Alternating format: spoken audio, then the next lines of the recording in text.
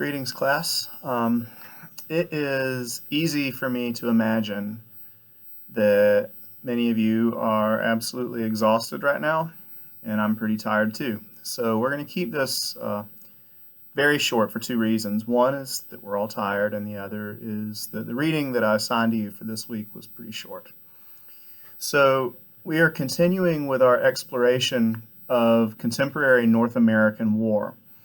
We read Gibson's Warrior Dreams, and last week we read Peterson's Get Real piece about Danish soldiers in Afghanistan.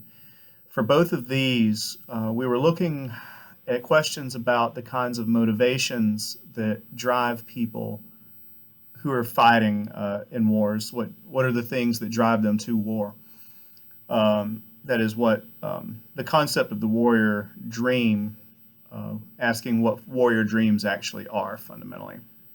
So for this week, I couldn't find my book to scan the whole passage I was going to give you, so I found a PDF that had the main part of it I wanted you to read. It was a passage from Dave Grossman's book on combat. Though this passage was already moving around in military and veteran culture in the early 21st century, it really took off in popular culture after it was featured in the film American Sniper. This passage is very popular with many people. It's popular in the military and also with veterans and increasingly with police too. The sheepdog analogy appears in a lot of places. We see it today on T-shirts. Some guns rights groups name themselves, give themselves names that have the word sheepdog in them, and lots of other organizations too. The author of this book, Grossman, he recently received some media attention during this summer while there was a lot of social unrest about police killings, and it was noted that one of Grossman's jobs is as a contractor who teaches lethal force and warrior mentality to police. So just to break this piece down, what is it? At the beginning, Grossman says that he got this analogy from an old Vietnam War veteran. And the analogy speaks to there being fundamentally three kinds of people. The first category is sheep. Grossman argues that the vast majority of people fall within this category. Sheep are framed as being harmless beings that kind of bumble around, and they're gentle and they're meek, and generally speaking, don't hurt anyone, not on purpose. They don't have what Grossman calls the capacity for violence. Then there's this other category called wolves. Wolves are a very small percentage of the population, but according to Grossman, they're dangerous. According to his description, this is the category that includes violent criminals and terrorists and such. Wolves exist pretty much for the purpose of preying on sheep, and unfortunately sheep are meek and defenseless and prove to be very easy prey for wolves. And then the third category is the sheepdog, and sheepdogs have a capacity for violence, and they're very vigilant, and they have a vigilance that's lacking in sheep. Sheepdogs basically are there to protect the sheep from the wolves. So what do we gather from this analogy? First of all, in this schematic, sheep cannot survive without sheepdogs. They're such easy prey for wolves, they'll all get eaten. I'll read a quote from Grossman that addresses his usage of the term sheep to refer to the majority of the population. He says, quote, "I mean nothing negative by calling them sheep.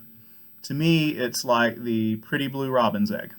Inside it, it is soft and gooey, but someday it'll grow into something wonderful. But the egg cannot survive without its hard blue shell. Police officers, soldiers, and other warriors are like that shell. And someday, the civilization they protect will grow into something wonderful. For now, though, they need warriors to protect them from the predators."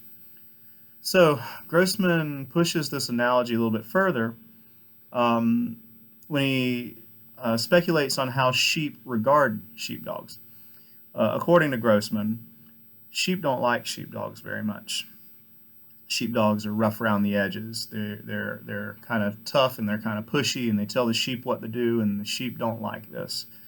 However, the sheep are not self-aware enough to realize that they're pitiful and defenseless and just can't make it from day to day without the sheepdogs there to protect them. So I'll allow you to speculate on how that analogy applies to our society. But Grossman also states at one point that there's nothing wrong with being a sheep, and it is not a position of moral inferiority. However, he later says, and I quote, "It is denial that turns people into sheep. Sheep are psychologically destroyed by combat because their only defense is denial, which is counterproductive and destructive and results in fear, helplessness, and horror when the wolf shows up. Denial kills you twice. It kills you once at your moment of truth when you are not physically prepared. You didn't bring your gun. You didn't train. Your only defense was wishful thinking. Hope is not a strategy. Denial kills you a second time because even if you do physically survive, you are psychologically shattered by your fear, helplessness, and horror at your moment of truth." And then later he says, "And so the warrior must strive to confront denial in all aspects of life and prepare himself for the day when evil comes. If you're a warrior who's legally authorized to carry a weapon and you step outside without that weapon, then you become a sheep, pretending that the bad man will not come today. No one can be on 24/7 for a lifetime. Everyone needs downtime. But if you are authorized to carry a weapon and you walk outside without it, just take a deep breath and say this to yourself." And then he baws like a sheep in the text.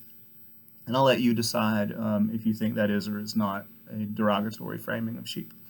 At any rate, I said I was going to keep this short, so I'm going to cut it off there, and I'll see you on Friday.